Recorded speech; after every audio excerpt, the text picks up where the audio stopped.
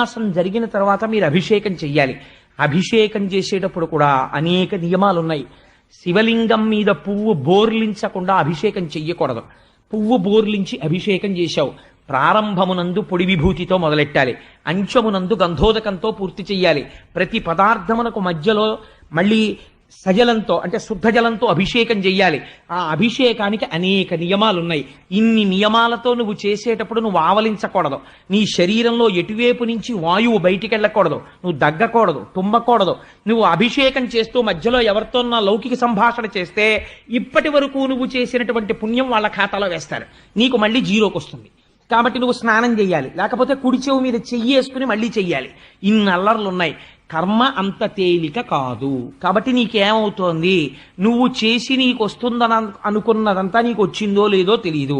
ఒకవేళ చచ్చి చెడి ఓ 4 మార్కులు సంపాదించుకుంటే నీకు అన్నం వండిన పుణ్యం